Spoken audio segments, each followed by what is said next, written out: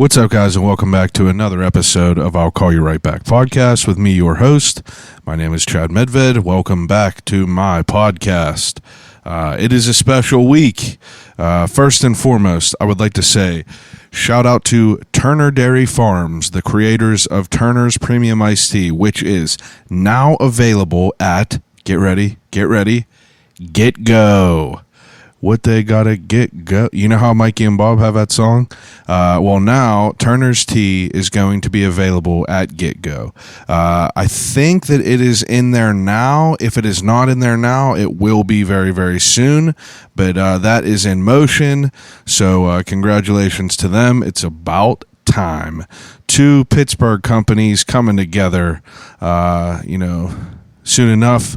A couple other Pittsburgh companies are going to come together with it all and, put all their hands in, and Captain Planet's going to come out. I'm just kidding. But, Turner Dairy Farms, come on now. Sponsors of the podcast. Awesome Pittsburgh company, 90 years old, still out here cranking out new products. Their cold brew haha is now available also. Anywhere that carries Turner products, you could go in there and check out what they got. Look for their cold brew haha, which is a bottled cold brew coffee, and also their brand new limited edition chocolate peanut butter milk is on the shelves. And if you go to a store that has Turner's products and they do not have what you want, ask them to order it in. If you go to a store and they don't have Turner's products at all, ask them to order it in. Doesn't hurt. They could say no, they could say yes, but what's it hurt to ask, right? But I'm pumped about it. I like working with them guys. Turner's has been in my life, since I was a very young kid. I've been drinking Turner's since I was a young boy, since I was a child. And it's just, it's close to my heart. And it feels good to be able to talk about them every week on the podcast. And it feels good that they want to be associated with someone random who rambles about whatever. And that's me, if you don't know. And a couple things that I wanted to talk about that I thought were very, very well worth bringing up. First and foremost, I had probably one of the best meals I've ever had in the city.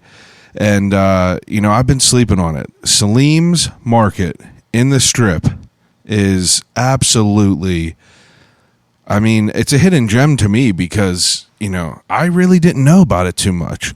But it's just like, I don't even know what to compare it to, but so many people, honestly, I think it's Yoga Ralph that put me on it in the beginning. Salim's Market, they have all kinds of stuff, shawarmas, chili chicken, tiki masala. I'm probably not pronouncing half this shit right, but I'm telling you, it is unreal. Me and Antoinette went in there, and first of all, we went in there and we looked at the menu, and the menu is crazy. They got everything you want in there. You want a goat, you could get a goat. You want some chicken, get a chicken. Cheesesteak, get a cheesesteak. It's been rumored, I've heard by numerous people that they have the best burger in the city. I have not yet to try it yet. That's going to be on my agenda the next time I go down there. But I did have their shawarma and their chili chicken, and it was unreal. I don't even know what to say about it. I was blown away by the meal. I was almost put to tears. And I don't know, I've just been asleep on it. But Salim's Grill in the Strip, that is a hidden gem. A couple other things I wanted to talk about. I've mentioned on here before the TV show Alone. Okay, so it's on Netflix right now. They added a season. It's called Alone. It is about 10 people who get dropped off in 10 different parts of a remote area they're only allowed to bring 10 items. Included in those 10 items is a sleeping bag. What idiot would not bring a sleeping bag? So basically, they're only allowed to bring 9 items plus their clothing in a sleeping bag. And they have a limit on clothing, and they got a limit on other shit that they're allowed to bring. And they basically literally just they pull up to a shore, or they have a helicopter that lands there, and they just drop their ass in the middle of the woods, and they're just like, all right, cool, see you in a little bit. They have this like little satellite phone that if they start to lose their mind, if they starve to death, or if they start to starve to death, or if they're just tired of it, they just hit this button, a boat pulls up, takes them off this land. But I mean, boys are getting out there for like 70 days, like stuff like that. And it's just so good. They all have to film this stuff themselves. And I think that's what's so, like, I don't know, it's not no Bear Grylls bullshit where they're like, you know, out in the woods filming an episode and then going to Burger King after. Like, these people are out there struggling, eating fucking rats, setting traps and eating rats, just like a real man should. But it's a great show. Really, really is a great show. Another show that I felt was worth mentioning is What We Do in the Shadows. I've talked about it on here before, but the season finale of season 2 just came out and ended, and it is just too good. It's just like a perfect show. Like, it's hilarious. It's about vampires in Staten Island in present day, and it is hilarious. There's so much comedy in it, and it goes along with what's in the world today, and it kind of carries the traditions of vampires. So, like, if you're into vampires or anything like that, it's a hilarious show. I really love it. My wife loves it. We've been watching it. And the last thing I'm going to mention, me and my wife watched The King of Staten Island. I mean, King of Staten Island is a brand new movie with Pete Davidson, Marissa Tomei, Bill Burr, Steve Buscemi, that dude from American Vandal. I don't know his name, but the dude who was drawing the wieners. But I mean, it was a great movie. Pete Davidson is strange to me, you know. Pete Davidson looks like he is just ready to die all the time. Looks like he's overdosing on drugs. Just looks like he's ready to die all the time. For some reason, he just looks sick. And, you know, I never really, like, followed anything he did, really. But I watched his most recent comedy special. I thought it was good. And then he came out with this movie called, like, Big Time Adolescence. I think that was the name, about like him and Machine Gun Kelly. And that was cool. Like, that was a good movie. It wasn't terrible, but it wasn't like anything that, like, you know, stuck with me where I was like, man, that was fucking awesome. But this movie, The King of Staten Island, is absolutely great. And, I don't want to talk about it too much because, like, it just came out. I'm not giving any spoiler alerts, but it's like in the preview, it's loosely based off of Pete Davidson's life. Pete Davidson is a comedian. He was on SNL since he was like super young. I think he was the youngest person on SNL, but his dad was a firefighter who died in 9/11, and this movie is like loosely based off of it. And Bill Burr is the new love interest of his mother, who is Marissa Tomei. And it's like a feel-good movie. It's just so good. And honestly, you know, Pete Davidson did very, very well at acting, but I was absolutely blown away by Bill Burr. You know, I mean, I feel like whenever I listen to Bill Burr, it's just him like, you know what I mean? You're just like, you know, Monday morning podcast, like people are driving, bitching. Like all he does is just bitch, okay? He goes on those long rants and, you know, he's very long-winded. You know, he's that guy. And, you know, he's very, very, you just know what he's like. But he acted the shit out of this movie and it was so good. And, you know, it's worth watching for sure. But the reason that everyone is here, and the reason, man, I'm excited about it. So for the past, you know, however many weeks, I have been doing research topics because I haven't been able to meet up with people, right? And I've been struggling, not struggling, but it's just like, you know, I've been wanting to meet with people. I've been wanting to interview guests. And I am pumped to say that this is the first guest back from lockdown. And, I mean, who better it to be than, you know, the guy behind the best pizza in the city. And I know that that's a bold statement, best pizza in the city.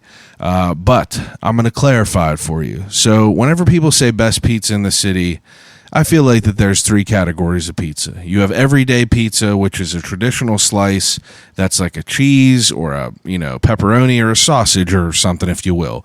And then you have a boutique pizza, which is like something like an Ironborn, which is something that's like, on the higher end. You got like, I don't know, more extravagant, ingredients, if you will.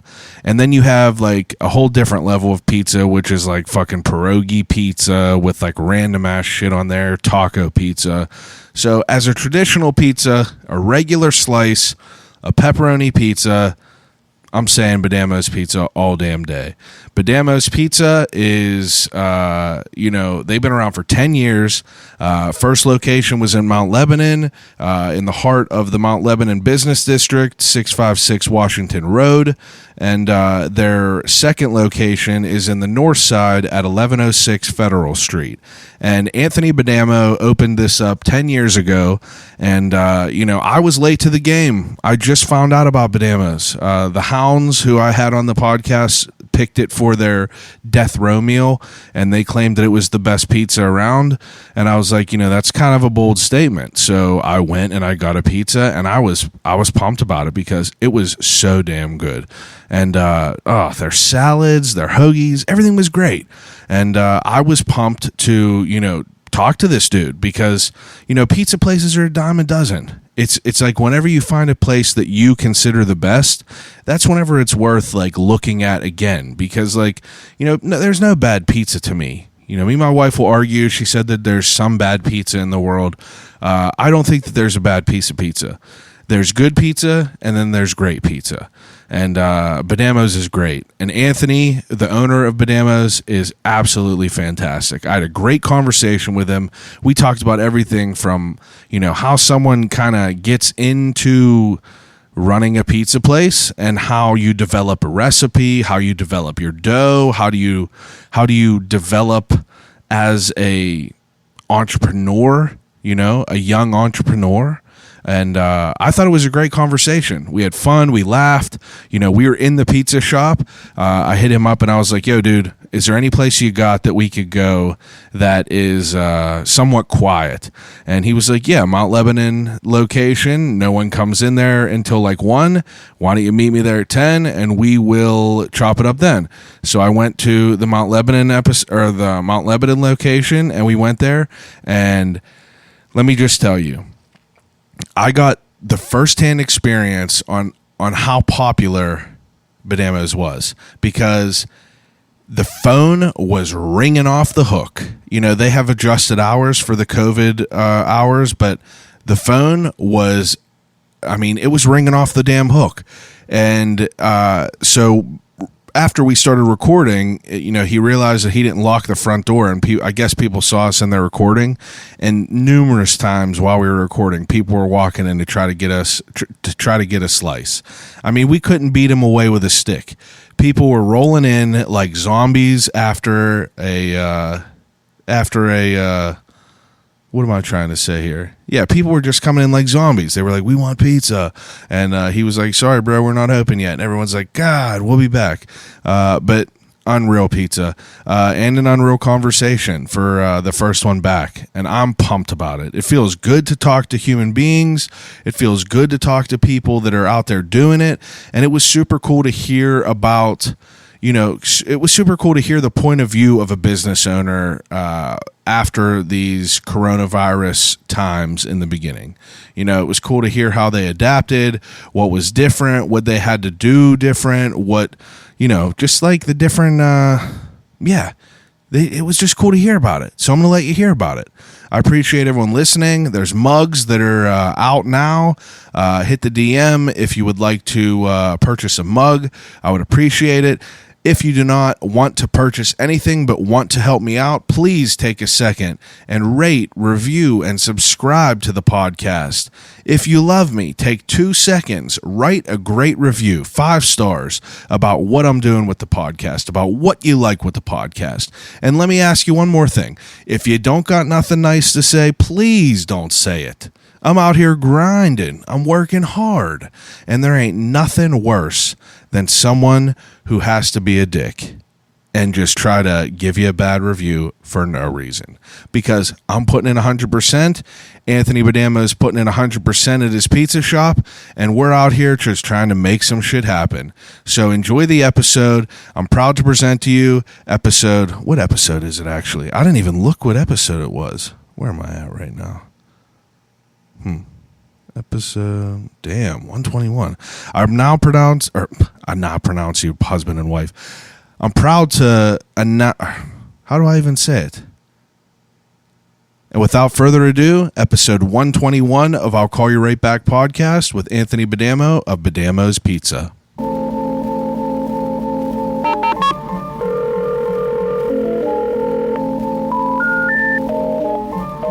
I gotta use the telephone. Hello?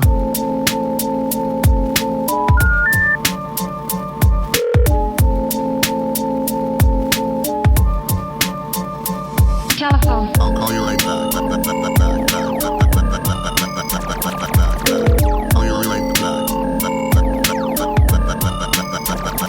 Telephone. I'll Call You Right Back podcast. You could hear it a little bit, but I'm not really worried about it. You sure? Yeah, we're in the elements. All right, perfect. In the pizza shop. They said that coffee shop's been open for 8 years. Mm-hmm. I've never had any of that. I've never even seen that, I don't think. Yeah. Yeah, it's a family that owns it. They all used to work at the place that was there before. It was called Aldo Coffee. There was a coffee shop before that. Yeah, it was pretty good. Yeah. You're a coffee snob? I mean, yeah, kind of. I was taught the proper I had a good coffee coach. Yeah. Who was it? A close homie of mine is Matt Gibas, owns Espresso Amano down on Butler Street. Yeah. And before I got into all this, I used to ride my bike there on the way to work and would pop in there like when that bottom half of Butler Street was like a fucking ghost town. Yeah. You know what I mean? And I'd roll in there and he'd be there by himself. He's like my age. How old are you? 37. Okay. Yeah. He'd be down there and it wasn't very busy. And I was like, give me an espresso to go. And he's like, homie, you don't drink espresso to go. He's like, you just pause for a minute. Let me make you an espresso in a nice little ceramic cup. Yeah. You hang here for 5 minutes while you do it, and then you go about your day. Yeah. And just have that little chalice full. And I was like, always on the move, and I'm just like, all right, so now I'm like going to give myself an extra couple minutes every morning just to be there and just be a part of it and it's a ritual. And drink the espresso and then go about my day. Yeah. Absolutely. Now, how old were you? I hated coffee before. I would consider myself somewhat of a coffee snob. Yeah. And I hated coffee before. Really? Yeah. I worked at a coffee shop in high school, and I did not like coffee at all. I was like a vanilla bean frappuccino type. And I would just, I would go hard on those, but I would have never drank a black coffee. And I don't know what it was. I started to graduate towards the fake ass Starbucks Frappuccino in a glass bottle. Sure, yeah. And I would crush those, and then once everyone became aware of sugar and how terrible it was, you're right. like, oh, there's 80 grams in there, so yep. That's not good. And then now my wife is a freak coffee snob. She worked at Starbucks for 6 years, got her roaster, whatever it's called. Right. Black coffee, straight black coffee, would shun me if I would bring a vanilla bean. And now I kind of overtook her snobbiness, and now I roast my own coffee. Nice. And I'm pretty heavy into it, but I hated it, and I don't know the transition. I don't know where I got it from. Yeah, I don't know. I mean, just my old man. I mean, coming from an Italian American family, and my old man. We were at La Prima on Sunday morning, you know what I mean? And he'd take us down to the strip and we'd get what we needed for the week, and he'd pop in there and he'd get a Spro, and hid by his beans and just being down there in the strip, it was, I think it has a nostalgic feel. Yeah, and I think, maybe 22, 23, something like that. Whenever I really don't know what made me flip the switch. I was just like, yeah, I like I'm into coffee now. Yeah. I swear it's the same thing that happened. Yeah. It's like, I was like, huh? Like I would just have a coffee, like a K cup, and just like pour half cream in there. And it would basically just taste like sweet milk. And then like some weird line like started to blur, and now I just like black coffee. And it's like, it becomes fascinating because like I don't drink at all. And, people become obsessed. You don't drink like booze, you mean? Yeah, I don't. Okay, word. No, I don't drink any liquids. Yeah. I don't drink water. I don't drink booze at all, and I never really did. But people become obsessed with it, like with IPAs and stuff like that. And you can go deep into it. Yeah. And coffee, like I could understand. Before I liked coffee, I could never understand people's like love of like all these different beers. But I get into coffee and I'm like, everything tastes so different. Totally. And it's, you're in like I feel like you're in a hard business. So like you run a pizza place. Sure, yeah. And I feel like, there's a dime a dozen pizza shops in every city. Yeah. And I was asleep on your shop for so long. Yeah. I didn't know about it. It's all good, yeah. I really didn't know about it. I've probably driven past this one and the North Side one 100 times. And just, it's one of them ones that unless someone tells you, you never go into. Yeah. That's by design. Yeah, that's how you get the real people. Yeah,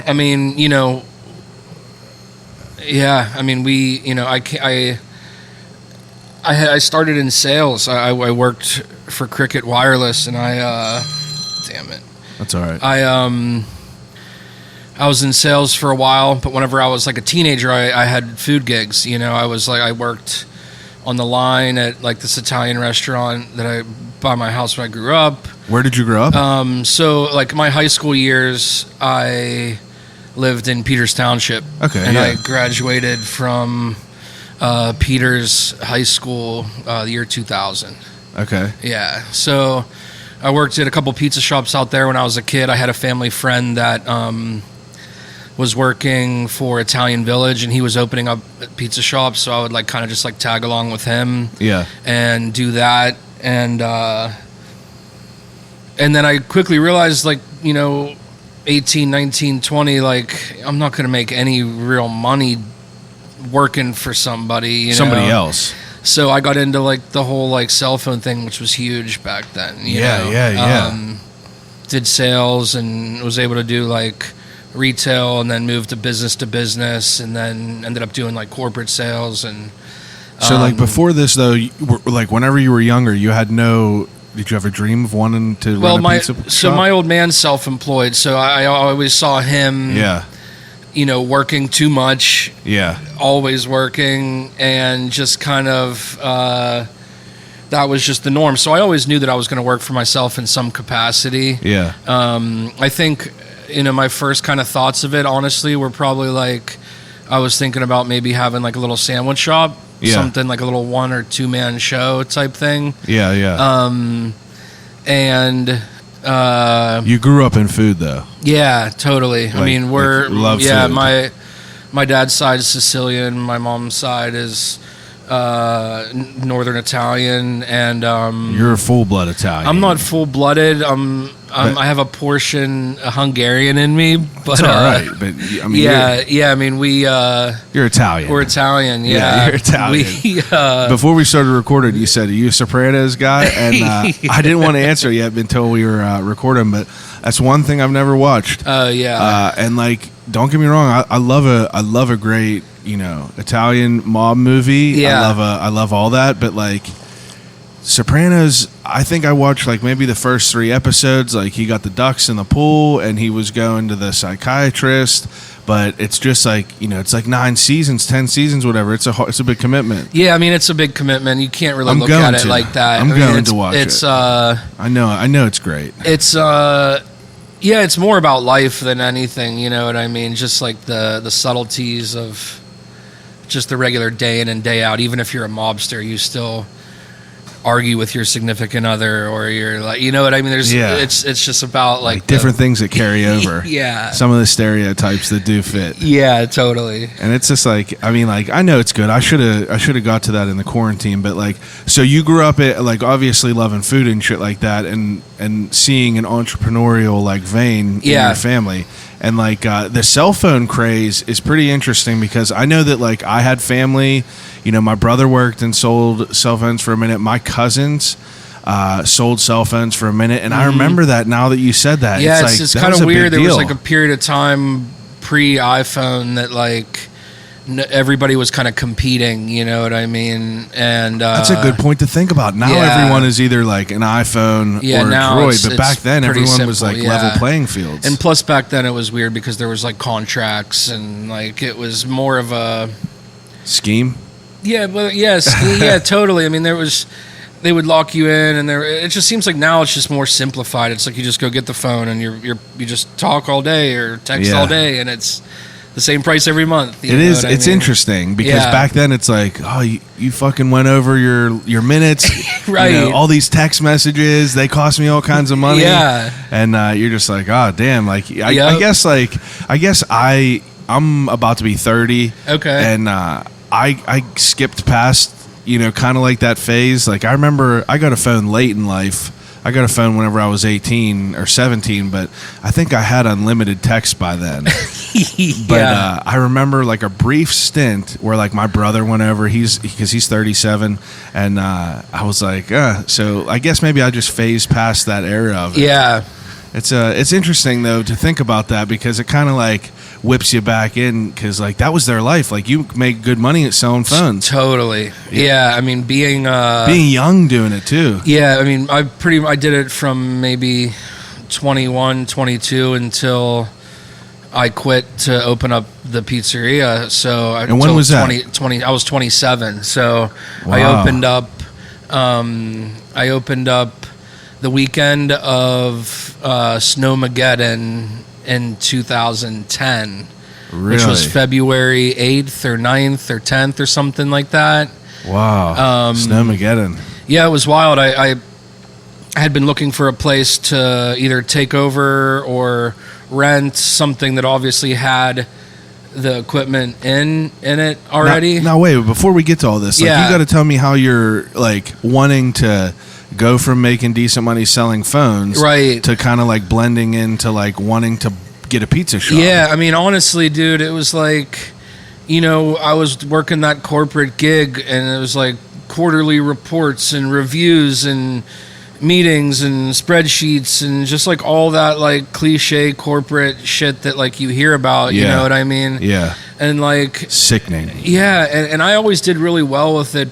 I always did really well, and I remember like being in some sort of like review with like my managers or like the district manager or whatever, and they were like, so where do you see yourself in 5 years? Like, you know, just like, not here, man. I don't want to be here. Like, I'm gonna do something on my own. I'm just looking for the right opportunity, you know. And I had been doing that while I was still working there, and on top of all that, I mean, I used to play music, so I used to tour and play music from when I was 17 up until like what kind I of opened music? up this. So my main group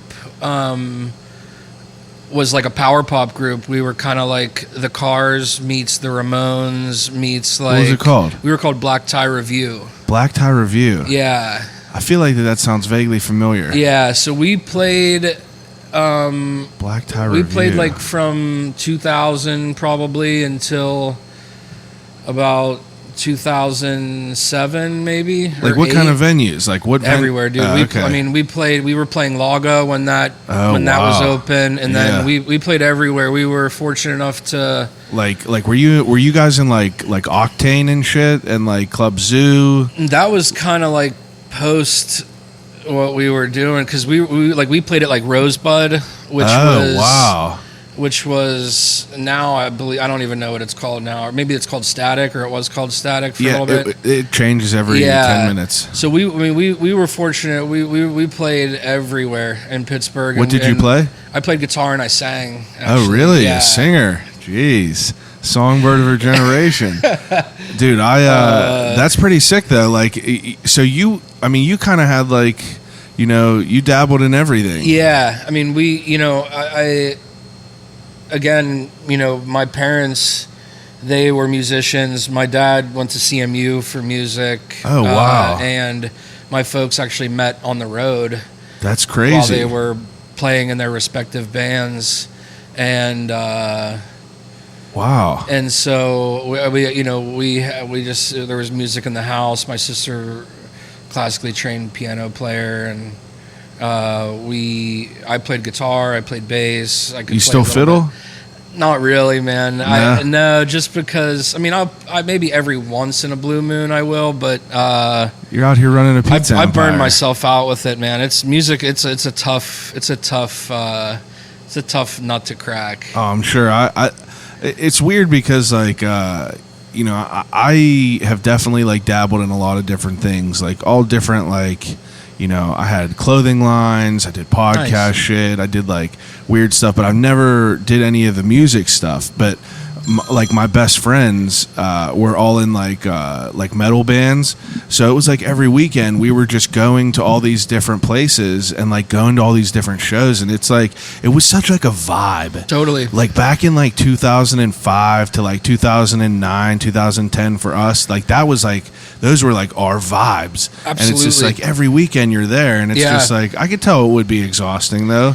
Like the same bands playing every weekend, all weekend and shit. That's why, like, we kind of decided. I mean, kind of decided pretty early on. We like I said, we were fortunate enough to like open up for some big bands in Pittsburgh and play some bigger shows. And then as soon as we could, and I got a van and a trailer. We hit the road. I mean, we were playing in New York pretty frequently. We were playing in DC a bunch. Just like Were you like doing well with money? I mean, enough to get around. Yeah, but not like enough to like not enough to live. Like. Absolutely not. And then like once we got to a certain point, we found a cool label. We recorded our record. We spent like a month in New York and recorded the album. And that's dope. It was eye opening. And when did all this stop? Probably like 2007. Okay. Yeah, 2007, 2008. Honestly, like the backbreaker was kind of like we had been continuing to tour on our debut, our first album or whatever, and we were playing everywhere, and we were traveling. We went to South by Southwest, and we played CMJ, and we were like playing so much, and we found a label and we put it out, and the album was doing pretty good, initially, and it was just like it came down to like work and being with the guys, like 5 guys in a van. Playing the same songs for a long time. Yeah. It was one of those things where like you record the album, and you by the time you record the album, you had already been playing the songs for like 4 years. Oh yeah, you know what I mean. If you think about it, it's like the same way in like that people do like comedy and stuff like that. Yeah, like you listen to podcasts and like the main ones that I listen to revolve around comedians. Sure. And they all talk about like some people are doing an act for 2 years every night, and you think of like the Rolling Stones. And like how the fuck are they playing? They're still the playing same those thing. tunes, yeah. Like how could Guns N' Roses get up there and play fucking the hits and like feel that energy that they felt back when like they wrote it? Right. It's like, how many times have you played it? Well, that's where drugs come in. Yeah, I guess that's why everyone's doing drugs. That's a good point, I guess. No, I mean, yes, it was tough, and we everybody kind of had like work things kind of going on, and there were relationships and females, it's like the point in life where it's like you either go all in and commit, or it's like find something else. Yeah, and we had the opportunity to go overseas and tour with Dick Dale, who's like a pretty famous like surf rock type guy, and we like got the passports and we were like ready to go, and then like he ended up canceling the tour. We were going to be playing for like 2,000 people every night, like in Europe, and he ended up canceling the tour like 30 days before we were about to leave, and I was just kind of like that's it, man. I'm done with this. This is just like a crapshoot every time, you know. And at any point in time while you're playing music, do you have an idea of thinking like, I want to open a pizza At shop? that time, honestly, no, man. I had really thought that we were going to be playing for a while. I thought that I was either going to be writing music and trying to make a buck doing that, or I really was thinking about maybe moving to New York and getting in. We had a lot of close friends up there with a lot of connections, and we were, you know, just loving being in New York in the early 2000s. Are you a city guy? Yeah, absolutely. Yeah, I can't do it. No, dude. I want to be out in the woods. Yeah, I'm kind of. I have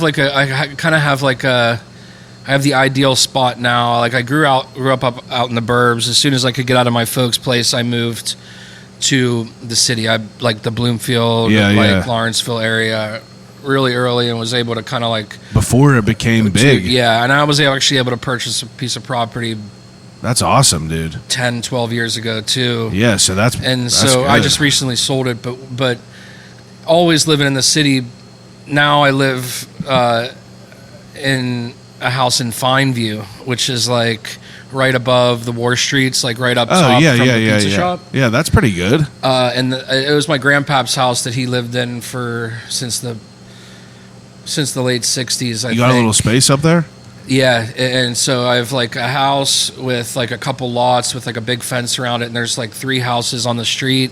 Oh, that's and dope. We are in the woods. That's dope, dude. And then like 2, you know, I'd be right happy around with that. I'd be happy with that. Right around the corner, you're like down on North Side. You know? See, like I would be happy with that, but I need some space. Yeah, like, where do you live at? I live right over, like, you know where Ingram is? Crafton, right? Crafton Ingram, yeah. like right. There's a Crafton Ingram shopping like West center. Side, yeah, I live right there. Oh, cool. So it's like, you know, it's not bad. It's in between where me and my wife work, so like it fits for us.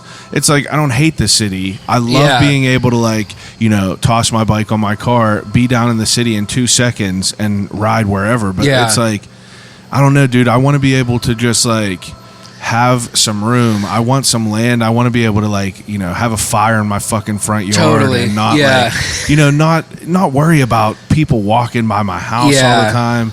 Just like, you know, it's like it's a point in my life now that, you know, me and my wife are trying to find like a house. Like we've been looking for like a year. Yeah. And then, like, you know, the past 4 months have been garbage because no one's selling their fucking houses. But rates are low right now, though. I know rates are low, but you gotta have something good to buy to even use the fucking rates. But so I'm curious because I'm interested in, like, I don't really have like a point of reference, because right now in Pittsburgh there's a fuckload of pizza places. Totally.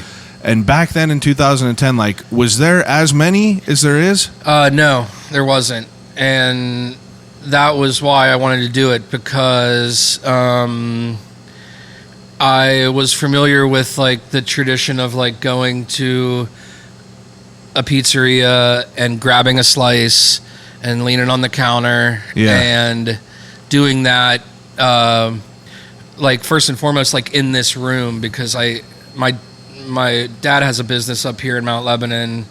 We are in the Mount Lebanon location of Badamo right now.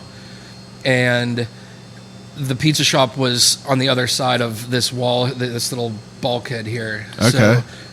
So there was 2 storefronts in this room. Oh. And a family, the Caruso family, operated a pizzeria in this room since the 70s. Okay. And I would come up here as a kid and get the food here, and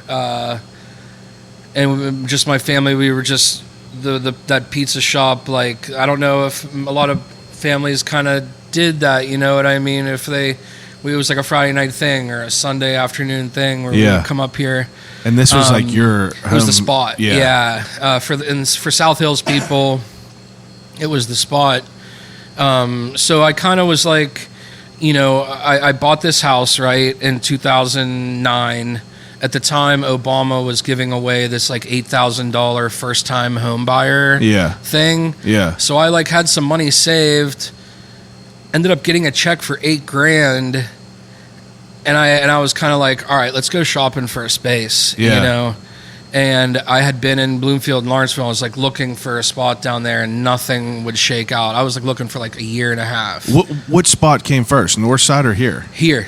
Oh, really? Yeah. Oh, yeah. Oh, yeah. shit, I didn't know that. Yeah, so we were up here. Yeah, we were up here first. Yep. And was looking everywhere and couldn't find anything. Every opportunity that presented itself just didn't shake out.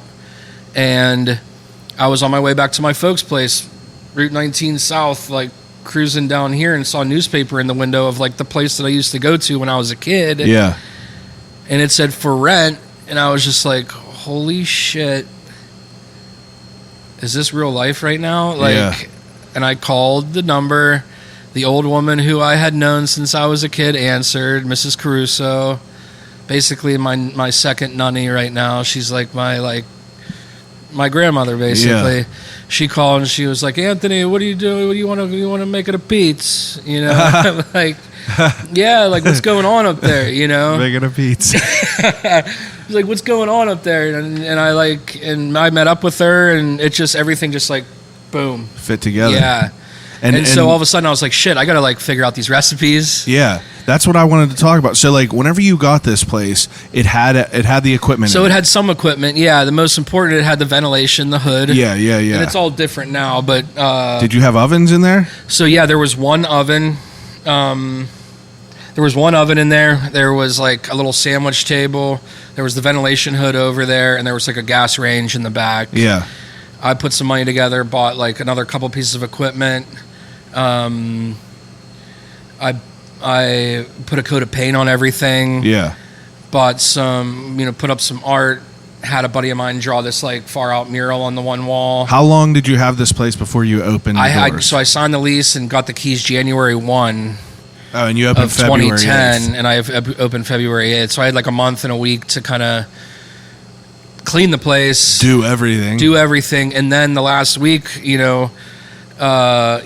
bringing people in and friends and family and then trying stuff out. And prior to this, Like trying food out, you mean? and Okay. prior to this, I had been like throwing like little pizza parties at the crib, Okay. where like I'd have people over and it'd be I'd like think I was like really onto something, and then like my like close homie was like, "There's too much salt in this. Like this isn't right." Yeah.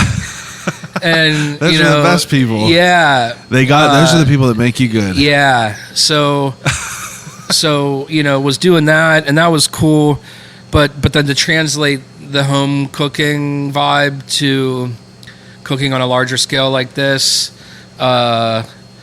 was a little bit tricky, And Did you cook in the beginning though? Like before you were doing these pizza parties, like you were someone I that cooked yourself? in the house sometimes, you know what I mean, like to impress a female or something like that, So like how are you learning how to do pizza dough and shit like that? So, I had worked in pizza, and I kind of knew the form. I had made dough before, and I knew the formula.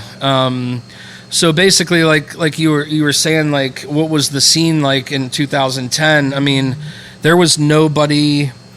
There was the big guys, right? There was Minios. Yeah. There was Aiellos. Yeah. There was Betos, right? Yeah. Who else was around? I know. Sorry, dude. That's I know. all Let me turn this on silent. I would love it. I didn't know if that you had to have that on or not. Yeah, I mean, I'm trying to think, like, I don't think Slice on Broadway was open yet, but I know we kind of opened up around the same time. Yeah. I was kind of just like, I want to do this thing that, like, all these old people are doing, but I want to do it with, like, a fresh, like, young vibe. I want to use, like, the best ingredients that I can get. I want to keep it super simple. I don't want to have, like, seafood pizza and, like, Mediterranean Nothing crazy. And I want to have, like, a white pizza and a red sauce pizza. At the time, I didn't even do Sicilian pies. I had like 3 or 4 hoagies that we did, and I had 1 salad, and that was it. You know, and I was just blown away by the salad that you guys, because we ordered it the one day, and some pizza places will just give you a styrofoam place with like some mix, but I was really, really impressed with the salad that you guys had. Yeah, and my wife was like, "Holy shit!" Like, you got all the accoutrement on there, right? Yeah, and you could tell that there's some good shit in there. And it's like the reason I asked about the dough though is because like I messed around with bread a little bit. I kind of understand like how difficult it is, to be able to like make a dough that is great. And I'm not even telling you because like I'm sitting with you, but after I had your pizza, like I swear it became my favorite in the city. I just love like a traditional slice of pizza, but your dough I feel is it's like my favorite part of the pizza. It's very very good, and I know that it took a minute to develop that. Yeah, absolutely. I'm still working on it. Yeah, you got every single day. It's endless. Yeah. It's an endless game for sure. Now I don't. I still cook a lot. Yeah, and I still work shifts and stuff like that, but I'm kind of doing more like manager, like owner type shit nowadays. Yeah, you're which orchestrating is fine. But every time I get the opportunity to, make a batch of dough, or if I get in before one of my guys, or if whatever, I'm always trying something new. Yeah. Just even with the same ingredients, but just maybe timing differently, letting it rest a little bit longer, or the temperature of the water, just tweak the temperature a little bit. And people don't understand that like that has everything to do with texture, with taste, with how like the fermentation happens. Absolutely. And like I'm someone who like I never really like before I started messing with bread, and before I started doing the podcast, really, like. I feel like people don't ever like understand what goes on behind all the scenes. It's like we order a pizza and you're like, where's the pizza at? I want the pizza. I'm going to eat the pizza. It's just a pizza. Right. That's it. Yeah. But it's like so much shit goes into like, every step of it. Yeah. And it's interesting to think about that. Yeah, totally. I mean, we have guys that we come in, you come in the morning and you make the dough. It's similar to any other restaurant where you have your main things that you need to prep every day, and then you have your little things that you need to prep, and you prep for service, and then you prep for longer periods of time. And with dough, and the tricky thing about dough is that if you get busy, you need to have a lot of dough on hand. Yeah, and it takes to have a lot of dough dough on hand, you gotta like have the right refrigeration, and you can't just make it before dinner. You have to, for me, always like a 2-day ferment was the best. And that's what I always preferred. But at this point, to have that much dough just sitting for 2 days isn't a thing. Yeah, it's scary. It can't happen because we're just too busy to... we on certain days we can get a 2-day ferment, but for the most part it's like a 24-hour ferment. Yeah. And you try to like dial in the ingredients to make that work for you. Yeah. Absolutely. And in the beginning, whenever you were making these pizzas and doing this dough, like, did you were you happy with it? Looking at it now? Yeah, now honestly, it was good, but it was pretty... I don't want to say it was a complete 180 from what we're doing today, but it was... Oh, it was different? It was different, yeah. Just like... Just like... we were... maybe not completely different, but just... I think the approach... we switched up a handful of things. It seems like every couple of years I get onto something and we kind of do a little switch, and, it's a switch big enough for me to notice and my people to notice, but the customers don't... maybe they notice, or doesn't maybe that's the why product. we've gotten more popular as we've gotten. We've been 10 years now. But, were you well received in the beginning? Yeah. So from the beginning, honestly, man, I was so spooked. I didn't put a sign up. I didn't get a real phone. I had like a cricket phone. Yeah.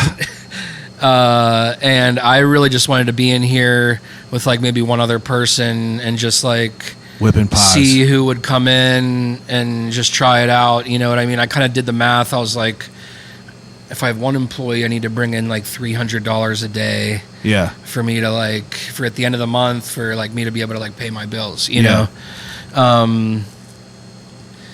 So at the beginning I was kind of spooked, and my old man was just like, you're crazy. You got to get a phone, like dummy, like get a phone, you know, and like get a sign, like put your name out there, and we ended up doing all that, and it was totally organic, man. I've never paid for advertising. My main source of advertising is like you walk in that door, especially back in the day. I mean, if you can picture, the place was super small. It was just like half of this. Yeah, it's wild.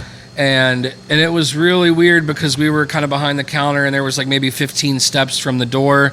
So like early on, man, customers would come in and there'd be nobody in here. Yeah, you know, would just look empty. And they would just be like, "Are you guys open?" Or we'd have to like almost have to like sell. Yeah, to come like on in, come on. Yeah. And I remember being so slow that like me and my homie, we would just lean on the counter and just like wave to people or like do like weird shit. Yeah, to have people just come to in. like get people to like even like look over here. You know what I mean? Because the person that was here before, they had the same number since the 70s. So everybody that was trained to come here had that number saved. Yeah.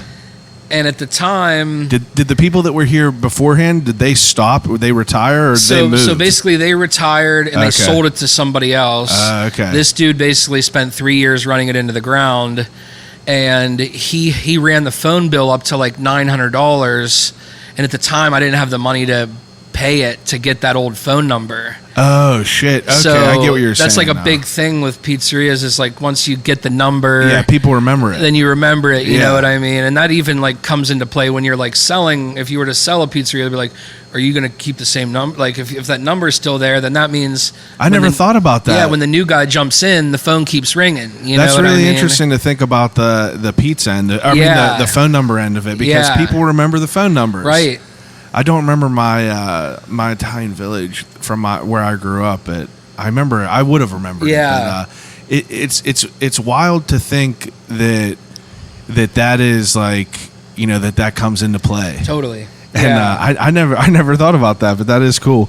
Now, whenever you got this place in the beginning, you were like if you weren't like advertising it, and obviously it's before like, you know, So at social the time, media, it was really? like, no, I mean, it was like pretty early on.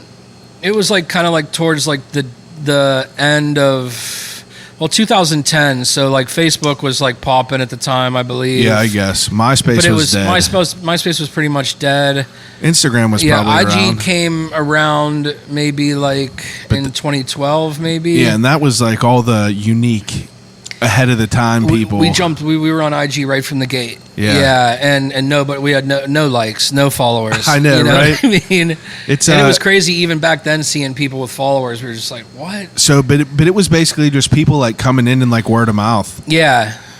So people were coming in and we were, you know, the product was good. We cared about it. You know what I mean? We weren't busy, so we could like focus on what we were doing. You know what I mean? Yeah. And My first experience coming to get one of your pizzas was you're good.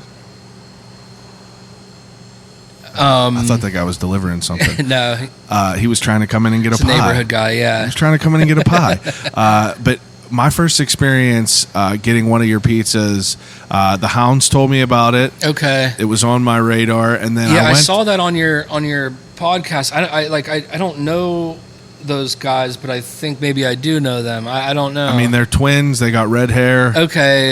They're very, very creative, innovative. Okay. I don't know how else to describe them. Yeah. They do wild shit around the city. But Very cool. At the end of the podcast, I do like a Desert Island questions. You'll get to that. But their death row meal was Badamo pizza. Damn. And they love it. They are all about a New York slice. And he told me about this place, and I was like, you know, I never heard of it. And they Yeah. were like, oh, this is the best pizza ever. And if people say it's the best pizza ever, like, I want Right. to try it, because Sure. like, Yeah. no pizza is bad to me, really. Right. And I tried it, and whenever I went there, I called in. This is before the pandemic. I called in, and I went to pick it up, and this random guy came in dressed in a suit. And Where you were on North Side? North Side. Yeah. The random guy came in dressed in a suit, and I was waiting in there, just waiting for my pizza. This guy was the happiest person I've ever met in my life. He looked at me and he goes, "How are you today?" And I was like, "I'm doing great. How are you?" And he was like, I was looking at the pizza, and he was like, "Is that your pizza back there?" I was like, "Yep." He was like, "Oh, that's a good choice. Pepperoni and mushroom?" And I was like, "Yep."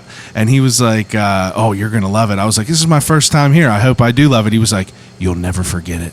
And this guy made such an impact on me. I got in my car and I told my wife, I was like, that was such a funny interaction. Yeah. And I went home and I ate it, and I was like, this really is fucking great. That's what's up. And then we kept Thank going you. back to it. And now Nice. people, my buddy lives across the street from the North Side one, so we've just been like, trying everything off the menu. That's what's up. Thank you. Yeah, it is. It's good stuff. And like in the beginning, was your menu what it is now? Yeah, pretty much. I mean, we had just two sizes of pizza. I always hated working in pizza shops and, having to like portion like 6 different size dough. Yeah. You know what I mean? And Yeah. it was just like, it just seemed so. You do what size? 16 and 8 inch? Yeah, so we do a 16 inch and we do an 18 inch, and then we do the square pie. Yeah. And it's all with the same dough, and. So we just do those, a moderate size toppings list. Yeah. How do you develop your sauce? Like, how did that come into play? So it's super simple. I mean, I had,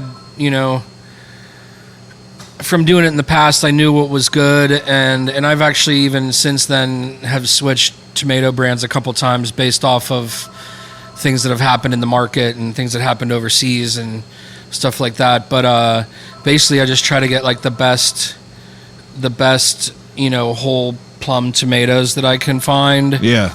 Right now, I'm using California organic, and then I get a paste and I mix it with just a couple ingredients, and honestly, like I always kept it pretty simple, but as I've been doing this, I've almost like pulled back. Like you realize like that, like maybe cliche saying that like less is more. Yeah. So it's like just kind of like that, being able to have that like restraint with ingredients is really important, I think. Yeah, it's definitely now, like in the beginning, was the sauce the same? Like from So it was basically the same. I used to throw a couple different things in there. Yeah. To add to it until I kind of realized that I didn't need to. Yeah. You know what I mean? I think the amount that I was putting in maybe wasn't enough to translate, or, I remember early on I used to put like red pepper flakes in the sauce. Yeah. And it was just something that we always did. My family, we were always and it's not a cooked throw it in sauce, there. but whenever we would cook sauce, we would always put it in there. This sauce is a fresh sauce. We don't cook it, but, and I remember just thinking that I was putting the right amount in there, and I sent like 15 pizzas to this like kid's birthday party, and like the dad came back like 2 hours later and was like super pissed and was like, dude, what the fuck? And I'm like, what, dude? And he was like, dude, why did you put so much pepper flake in that sauce? He's like, all these kids were like fucking crying at this birthday party. And I'm like, no way. He was like, there's no way. He's like, dude, I'm telling you, it was on their tongue. They couldn't handle it. And I just like lost my shit. I was like, damn, like, all right. So it was like no more red pepper flake, even though I didn't think it was a lot, and maybe our taste, like we wouldn't have, we liked a little bit of heat, but you know what I mean? So I think it was just like restraint, man. That's pretty interesting to think about that too. Yeah. It's like if you're developing recipes to sell to the public, it might not necessarily be exactly what you want in a pizza, but what is, consumable in a mass. Yeah, at the time I was I don't want to say I was like easily swayed, but I definitely wanted to hear what people had to say, and I had no, like, I wasn't pissed if somebody said something to me about the product, and I'm still not even pissed if somebody says something to me. I'm like, cool, like, noted, like, and were you trying, like, actively, like, asking people, like, is there something that you want different? I mean, not really. I pretty much had a solid idea of what I was doing, and it was and I had still kind of doing the same thing as I was doing back then, but I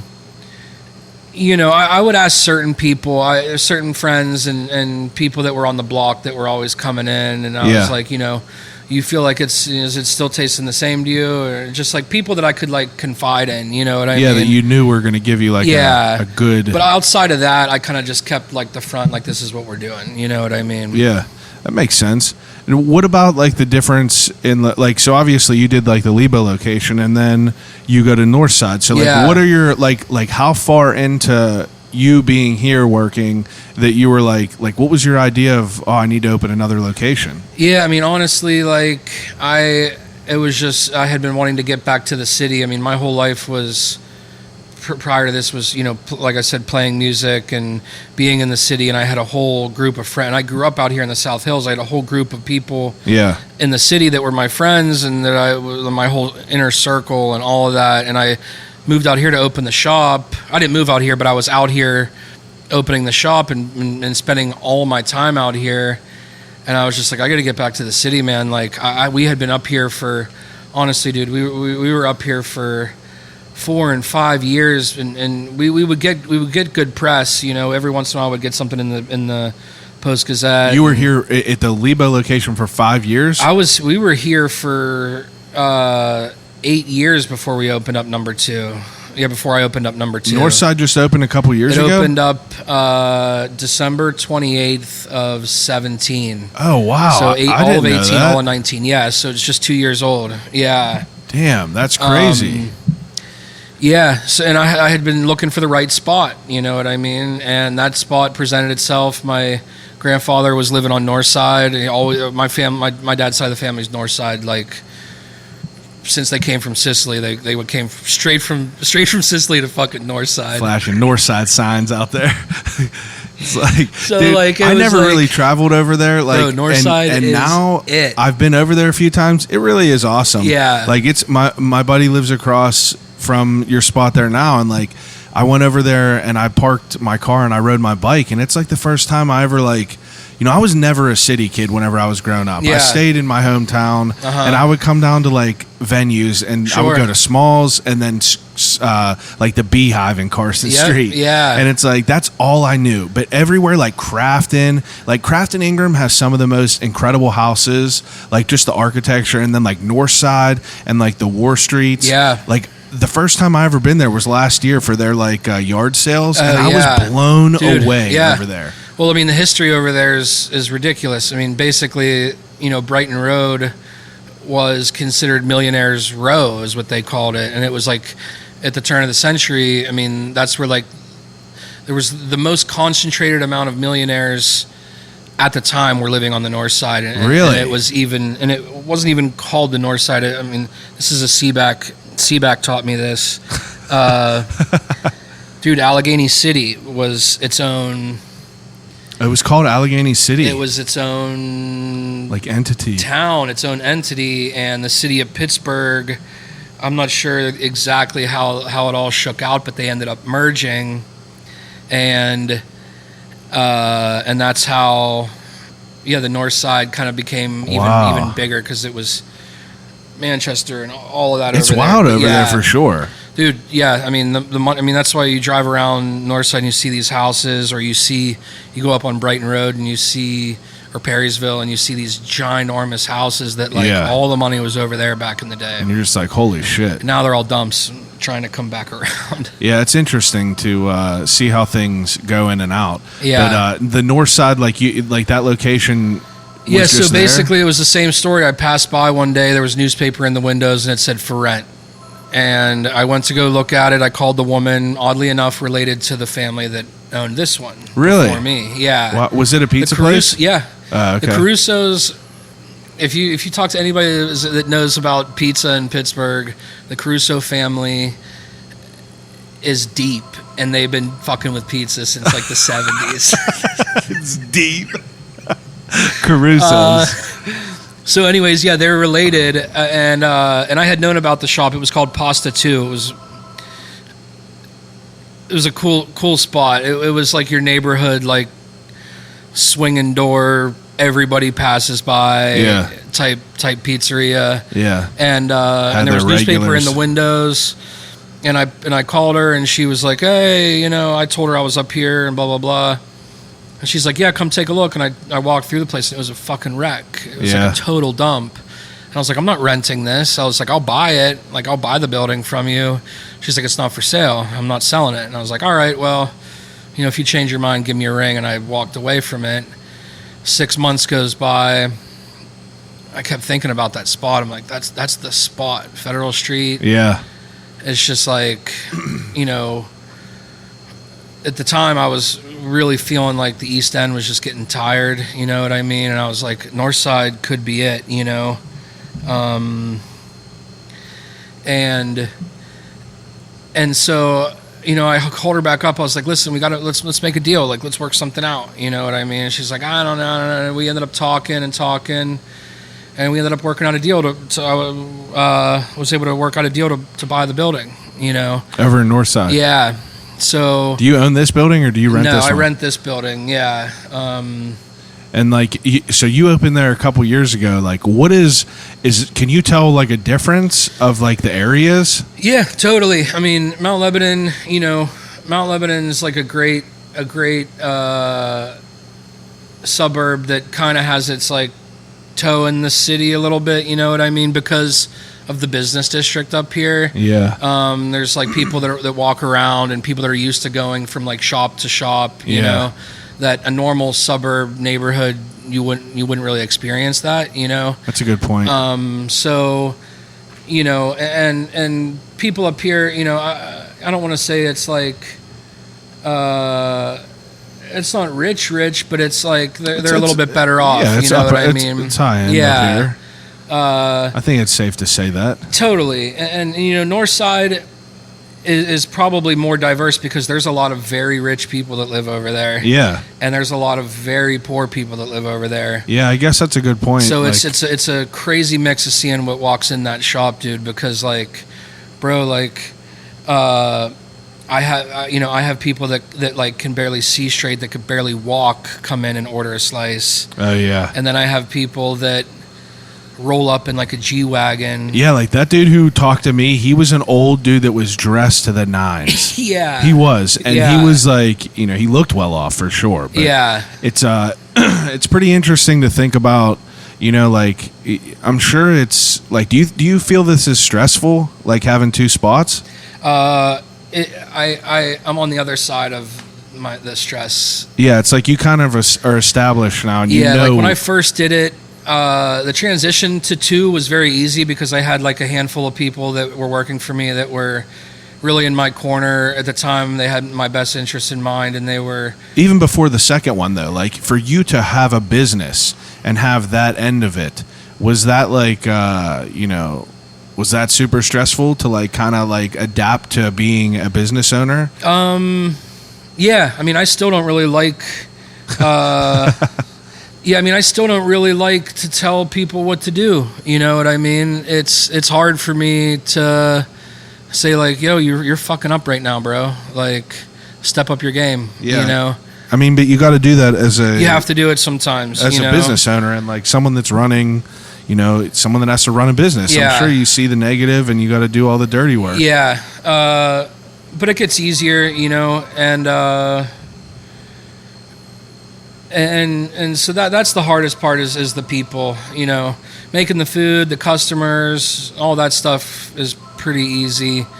But just managing people is really difficult. Everybody, especially in a small space, like the thing about small businesses is like, especially like an owner operator where I'm actually like in here working with them, you know, I mean, you have to, it's a dance, you know what I mean? Yeah. You have to be able to work well with one another. You have to be able to work well with everybody, but then you also have to be able to be strict enough that they respect you. And it's a dance, man. It's tough. I bet it is. I bet it could be a slippery slope, like trying to be too nice and like people walk all over you. I'm sure it does. I've had it all happen. Now, what about as, you know, I think it's always like fascinating to me, someone who has a business and the whole factor of negative reviews. Yeah. It's like, and you know, I talked to Matt at Streets on Carson about it, and I've talked to other people who have places, and I think it's just like, so, you know, it's kind of like back to like, you know, how I was talking about before. People just order a pizza and it's just like such like a brainless activity for them. They don't really understand like the care and time that it takes to like, you know, put into all that stuff that they have. So like, you know, you get a negative review, by someone who gets like a cold pizza because you're fucking slammed one night. Yeah. And it's just like, you know, do you experience that? Yeah. I mean, I very early, now I don't really look, but early on I would like literally update like Yelp like twice a day. Yeah. You know, I wanted to know, and even if I did get a negative review, which I've had my fair share of negative reviews, I just look at it like, damn, we were slipping. You know what I mean? Yeah. You let it like check yourself. Kinda. Yeah, totally. I mean, there's been some times when people have, you know, obviously customers can go completely overboard. Oh yeah. Completely overboard. But you know, if it's something that I recognize, like, oh yeah, you know, the side of it was straight up burnt. Like, I'm cool with like a dark pizza, but this was just straight up burnt. And then they post a picture, and I'm like, damn. Yeah. I'm like, my bad. And any time I can fix the situation, we do. I'm not the guy that's gonna like reply to you on Yelp. You know what I mean? Yeah. I see some owners like they try jumping on there and like trying to like make it right on Yelp, and I'm just like, bro, let that be.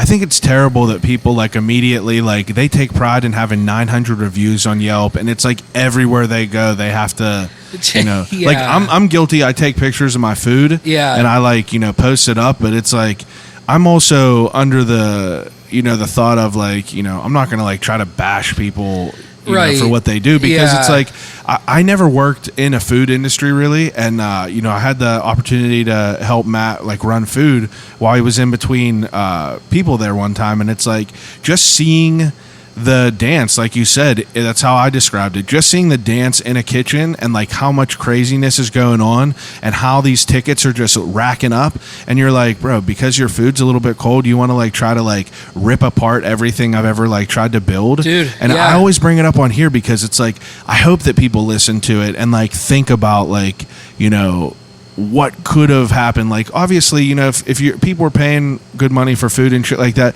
they want it to be how it is, but it's like, you know, don't be like a fucker about it and like be just ridiculous. Like try to rip someone's business apart. Right, like, yeah. you know, call them and let them know. Usually they'll take care of it. Yeah, exactly. I mean, people like being on that soapbox. You know what I mean? People are like, it's oh yeah, worst.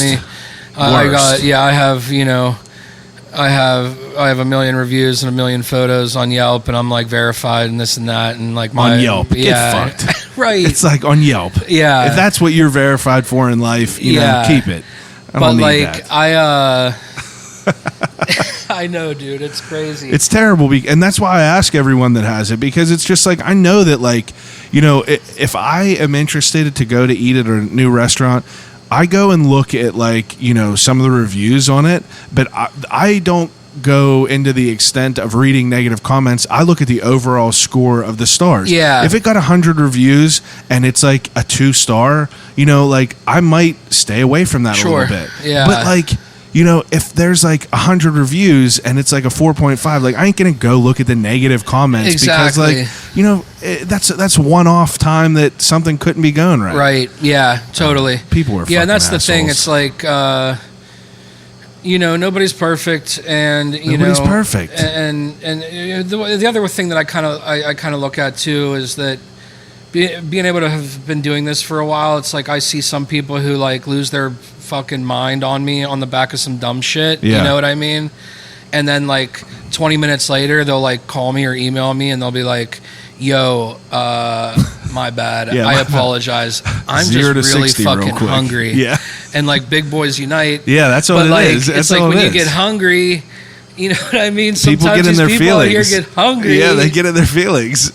And they're like, "Where's my meatball sub?" Yeah. Like, I got a email right now. I got to respond to. This dude hit me up last night. He was like, "I ordered a meatball sub. It showed up 45 minutes later. It wasn't as hot as I had expected it to be." He's like, "What are y'all gonna do about it?" And I'm like, you know, I don't know, dude. It's like I'm not someone to go to, you know, I'm not someone to complain about food. I went to Chipotle the other day with my wife. All right, I ordered online, picked up the mobile order, came home, opened mine, looked great.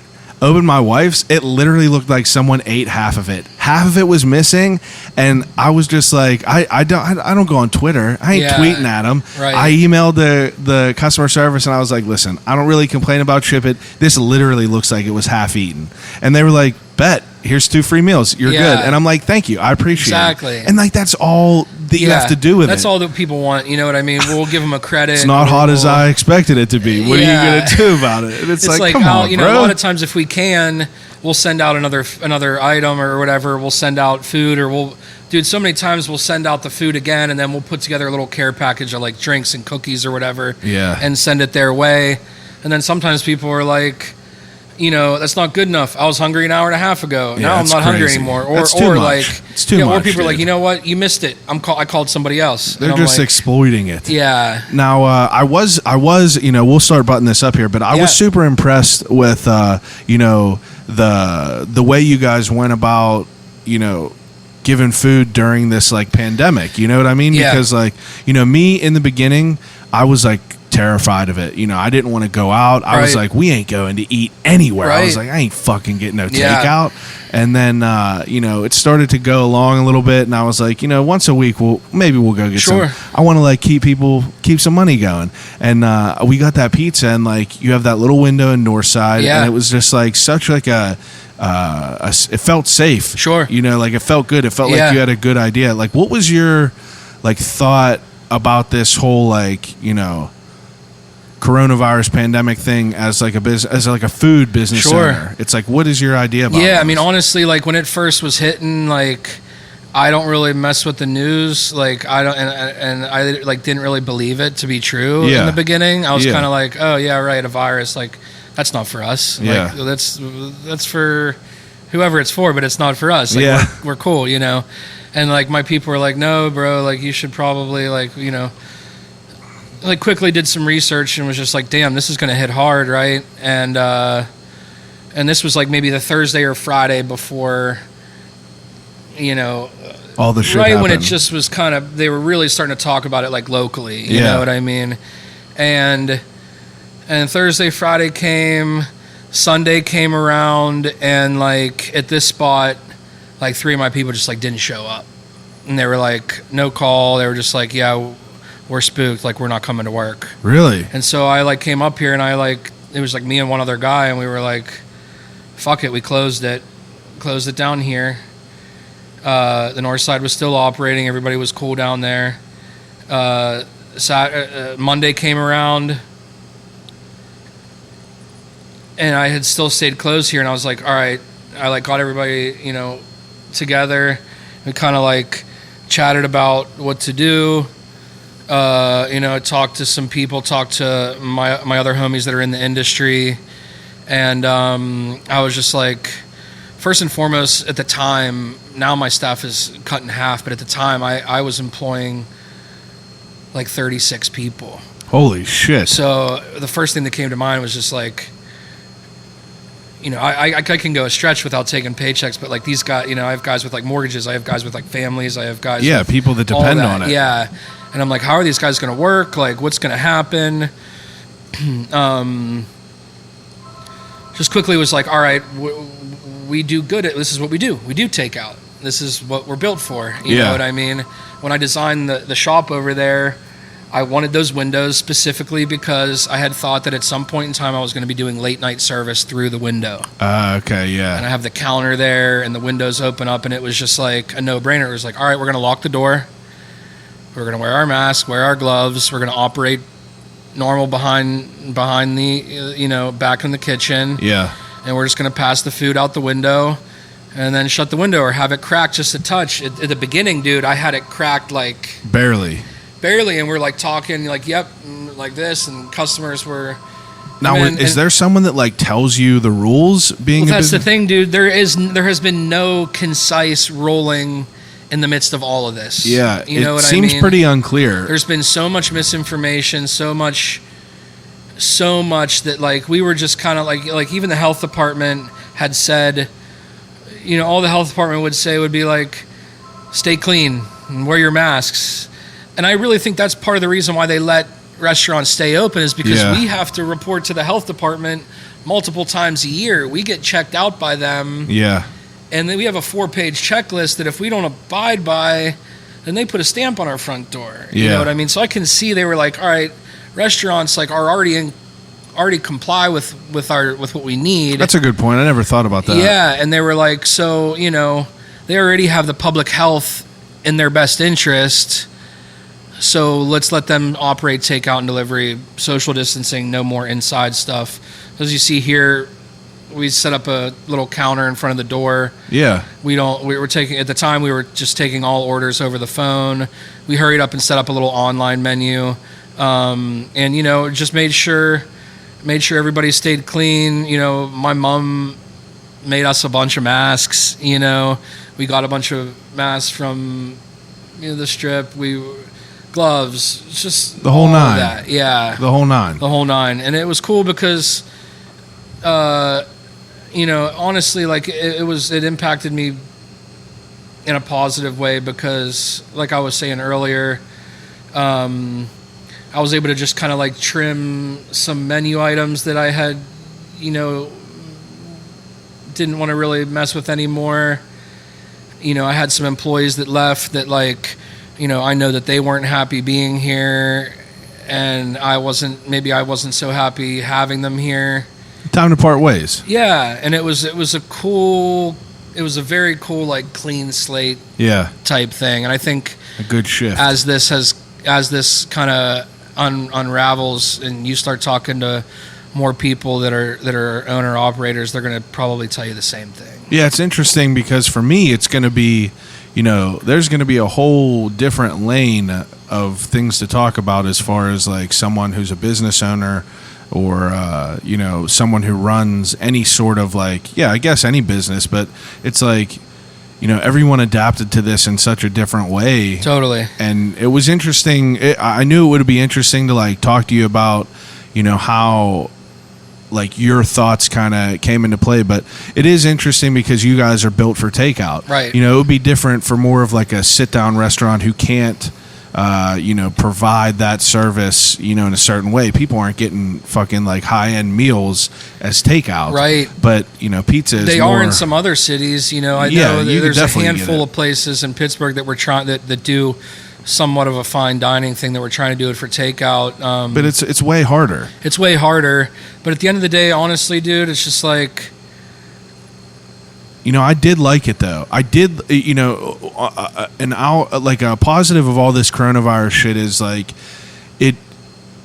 it's going to be interesting to see how things are done from now on. Like I really liked how some restaurants were like putting together like meals, like it would be like a Sunday dinner. Like we got like Totally. Dianoia's, they had like a whole like Sunday dinner with like porchetta, and it's just like it's crazy. Yeah. And like it kind of, you know, it kind of like forced people's hands to like search for the places that are doing Yeah. this. And it kind of forced these like restaurants to kind of like, you know, do something fresh, do something absolutely, different. dude. And Mad like, respect to everybody that was able to roll with this. Yeah. Because there was, for every restaurant that rolled with this and capitalized on it, there was 3 restaurants that just didn't open. Yeah. You know what I mean? Or there was 3 restaurants or 3 operators that were just like, nah, I'm going to sit this one out. yeah, and you it's know? it's wild to think about that though. But so like, what are your plans now? Being like, you know, I guess shit's normal. You know, I guess things are about to Yeah. start going back to normal. So yeah, we'll see. I mean, I you know, for real, I'm not changing a thing yet. Yeah. I'm sticking with takeout and delivery. Yeah, like what are your thoughts about that? Like, how far out do you think it'll be, or is it like a touch and go basis with the news? Yeah, I mean, I think honestly, it's not even about the news really. It's about my people and how we've all worked through this and just been like super busy through this whole thing that I don't think we really maybe emotionally even like realized like what had all just happened kind Yeah. of, you know what I mean? And I think just like think about all the people that like are just starting to come out of the house like now. Oh yeah.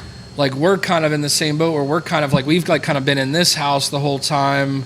So to think about bringing people back into this house we're just not sure about it yet. You know what I mean? Yeah, as you should be. I mean, yeah. That's how you should be. And because we learned from so many things in the past 3 months, operationally, especially, I kind of like it just like this. It's kind of like we don't have to deal with so much, you know? Yeah. It's kind of like get it and go. You know, it's kind of like how the Northside shop was set up. It wasn't set up for hanging out, really. I mean, you could order a slice and lean on the counter and hang like that, but probably is a sense of relief being a business owner, having to worry about people coming in and eating and cleaning here and having someone taking care of the tables. And, you know, I also didn't think about that. That's interesting as well.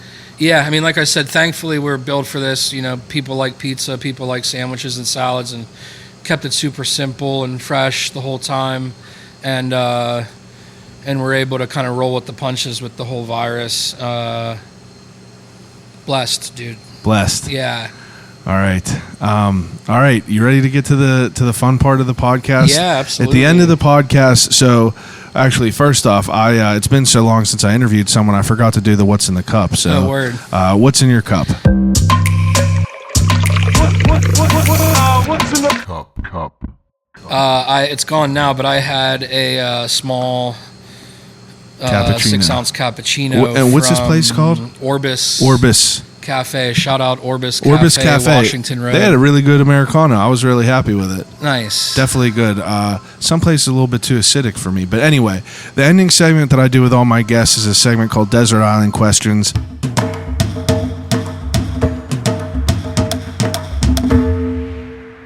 Desert Island Questions is whenever I give each of my guests 3 categories to take with them on a desert island to exhaust until their expiration, I guess.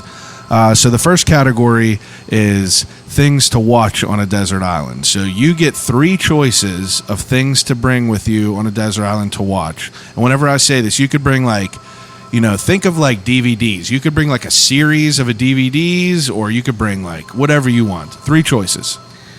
3 choices of what to watch on a desert island. Anything you want. Movies, TV, whatever. If we had an entertainment system on a desert island. I'm giving you a DVD player and a flat screen. Our word. I am watching, you know what, I'm just going to do it because I'm on it right now again for the 3rd time. Sopranos. I'm bringing the Sopranos. Okay. I am bringing can I have like an app? What app? YouTube.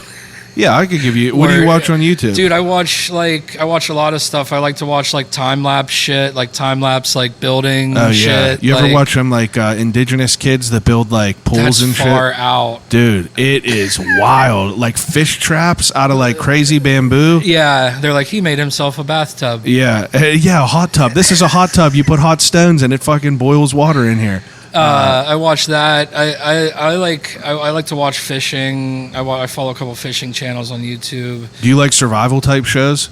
No, I never got into the shows. Okay. Yeah. There's a show now that's on Netflix called Alone. Okay. I've been obsessed with it. They just pick these 10 people and they fly them all to their own spot, and they're only allowed 10 items. And they get nothing else. Boys are like starving almost to death. And they're like, we got to pull you out of this show because your organs are failing because you have no food. Damn. Yeah, it's like legit. They film themselves. So there's not like a camera crew. And I like the more realistic type show. I keep Bear Grylls, but Alone is pretty sick.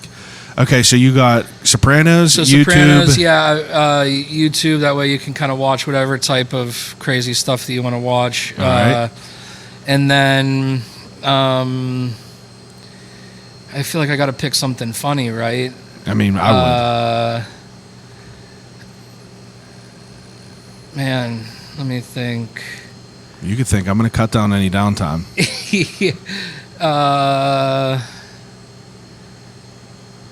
I don't know. Probably like some sort of like stand-up compilation type thing. I don't know. You like stand-up?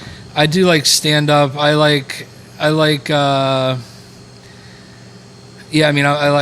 Tracy Morgan. Oh yeah. I like Hilarious. the OGs. Yeah, you know OG, what I mean? Bernie Mac, all that. Yeah. Dude, too good. Tracy Morgan is Yeah, he's one of the funniest. Damn, He's dude. slept on.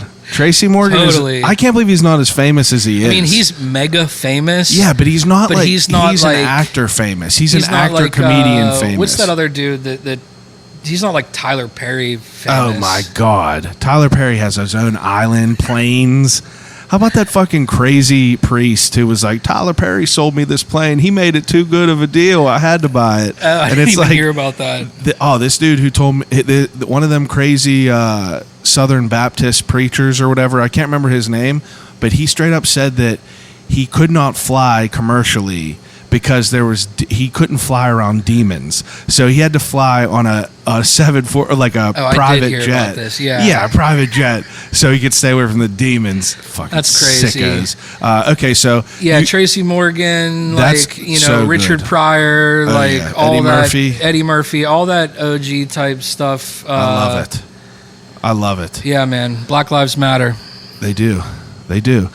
So a sidebar, since you're an Italian person, I usually ask this before. What do you prefer, Goodfellas or Casino? Goodfellas, without a doubt. I can't. Yeah. I'm a Casino guy. Really? Yeah. I mean, Casino's great. I like.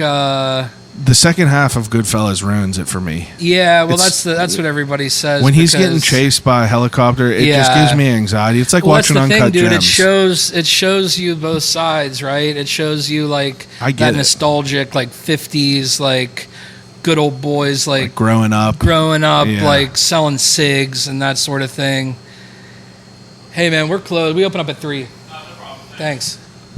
Sorry. That's all right. And then, but here's the thing, dude. All those mobsters that we all love, like, they're either dead or they're in jail. Like, that's not like a cool story. It's a cool story. It is, but it ain't. But it's like that's like Nicky Santoro it's a life. getting tossed in a hole at the end after getting a ball bat to the head is like that shit. That's probably one of the better things that happened to a lot of them people back then. Yeah. Like that's fucked up. I would have guessed you said Goodfellas. I mean, Casino's great. I couldn't deal with him being a crazy cokehead and the helicopter just made me feel uncomfortable. There's a turn there, right? Yeah, but they do the scene of them cooking in jail is the best of all time.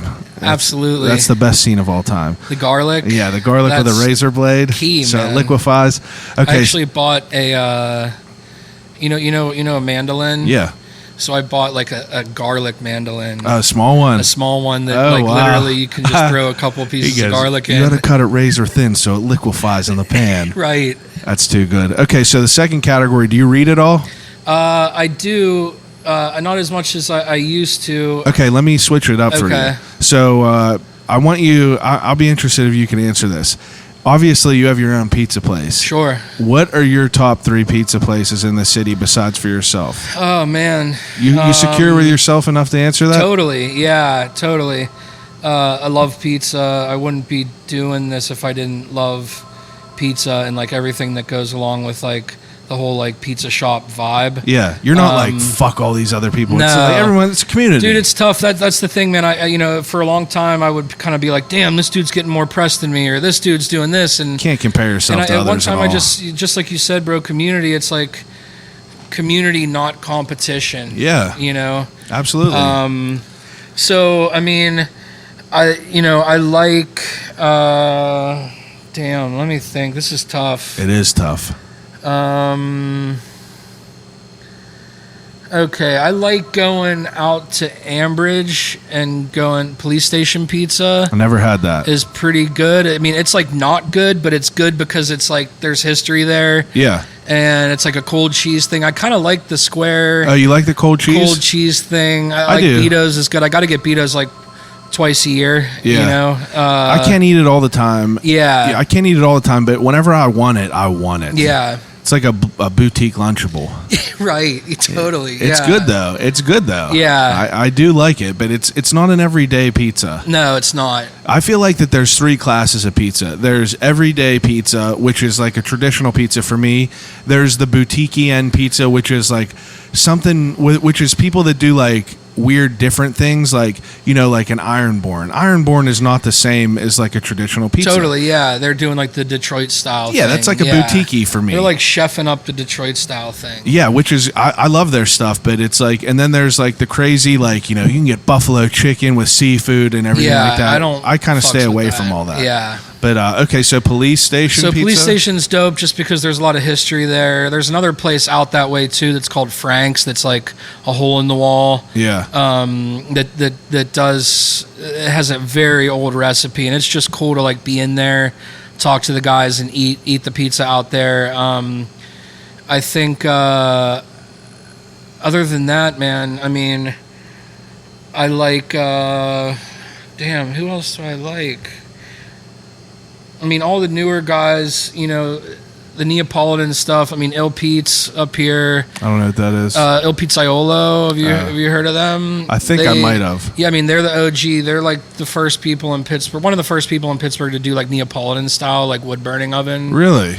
Type stuff. That's not my preferred. I'm not a big fan. Yeah, I'm not a huge fan of it either. But to sit down for like a date or something like that. That's a good point. Go to, man. Yeah, that's a good point. Il Pete's, they know what they're doing. Shout out Ron Molinaro. Shout out Il Pete's, Washington Road.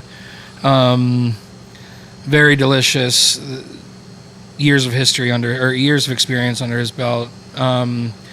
My homie has that newer place, Rockaway Pizza. I haven't tried him yet, but it looks amazing. That's out in like White Oak. Yeah, I do know that. I think I've had that. Okay, yeah. I think I've had that. I grew up in White Oak. Like cool. I grew up in McKeesport, which was technically White Oak, I guess. But okay, so those are good choices. What about your favorite topping on a pizza? Dude, for me, it's just like plain cheese. I like plain cheese, or I like pepperoni. Really, just keep it super simple. Is there any things that you will not eat? I don't put. Like I don't really mess with pineapple. Okay, you know what I mean. I don't mess with pineapple. I just don't like. I love pineapple as a delicious fruit to eat. You can keep them aside. To put it on the pizza, nah. Yeah, not never me. in my life have I ordered a Hawaiian pizza. Right? Ever. Yeah. Keep it.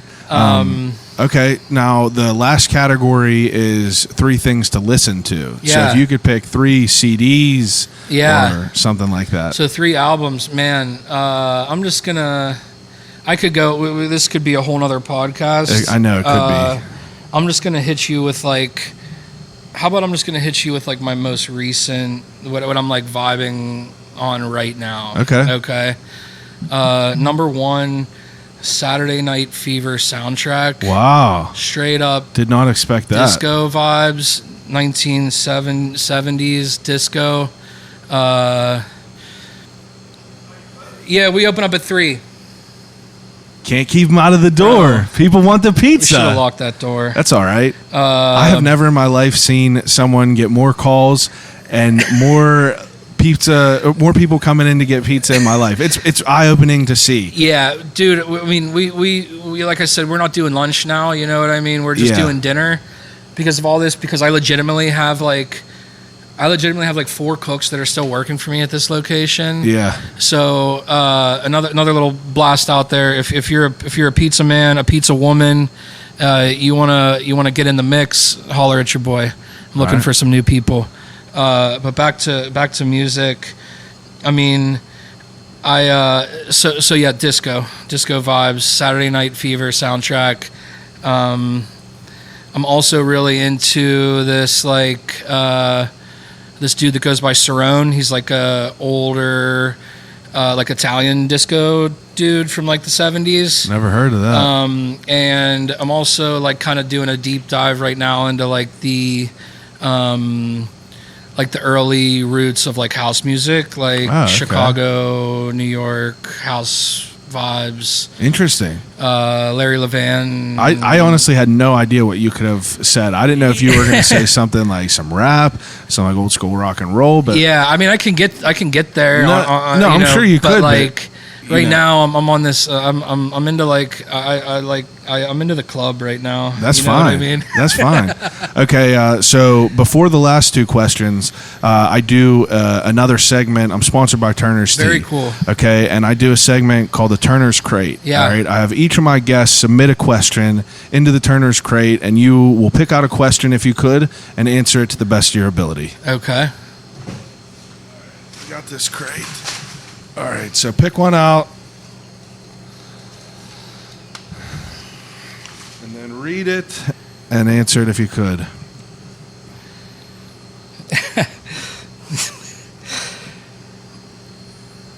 Would you either choose to use no condiments or 5 times the amount you normally do for the rest of your life? That's by Trevor Fetch. Yeah. Yeah, of Flex Hockey Sticks. I thought that was such a great question.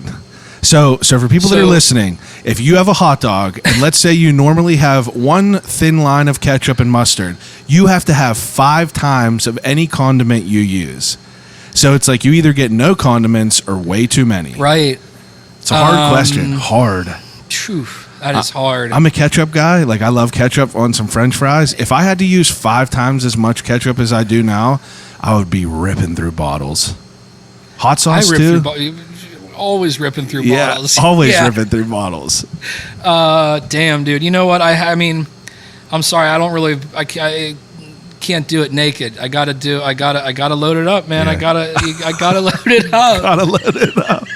All right, that's a good question. That was a sure. very good question. Yeah, I texted him that. I was like, I need a question for this Turner's Crate, and he sent me that back. I was like, holy shit. Yeah. I was like, that's really, really good. Okay, so the second to last question is the death row meal. So if you could have one meal before you die, what would it be? It would probably have to be some sort of like pasta dish, you know? Yeah. Something that I love a good pasta. Yeah, I mean, probably my Nunny's ravioli, homemade ravioli she still makes. Too good. Either that or something that my grandpap used to make. He used to make a killer red sauce with the garden, tomatoes, herbs, everything out of the garden. All right. Got to be a pasta dish, something. Some sort of pasta with a good Romano cheese on top. All right, that's a good answer. And the last question that I ask everyone is: if you could have a conversation with anyone alive or dead, who would it be and why? If I could have a conversation with anybody alive or dead,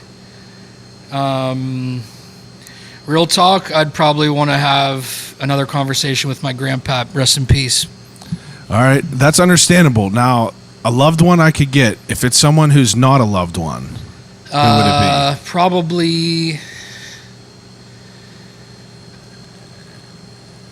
It's a hard question. It's a hard question. I'd probably say, I